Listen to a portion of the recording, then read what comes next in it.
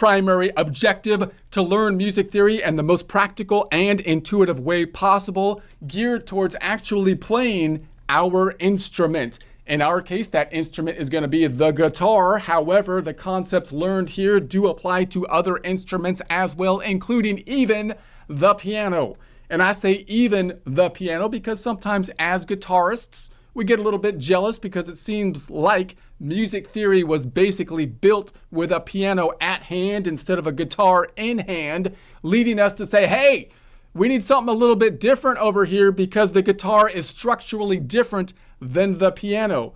And of course, it is the case that learning things a little bit differently depending on the structure of the instrument could be beneficial. However, the concepts we're learning here do apply fundamentally to both the piano as well as the guitar, as well as other instruments. The primary question that we're going to be asking and going back to will be, if we built our system today of music theory, would it look the same as the system that we currently have, which was constructed over time as new innovations happened?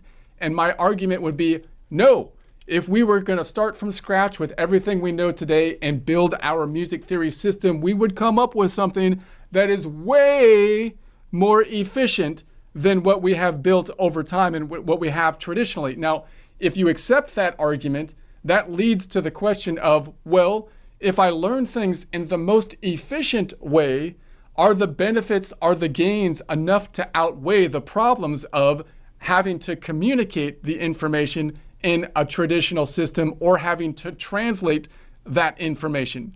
Those are going to be the questions that we're going to be coming back to over and over again. My argument is, of course, going to be, yeah, it's going to be worthwhile. It's worthwhile to learn things in the most efficient and fastest way possible, and then work to bridge the gap between the way we're learning it in the most efficient way and the way we have to communicate with it. And these days, that becomes even easier because we have AI, we have computers at this point in time. Therefore, translation, even of very complex languages, can be done very easily. So the idea that we're stuck with a system that's less efficient because of the historical precedents is becoming weaker and weaker, given the fact that the translation is easier and easier. That's going to be the crux of the argument.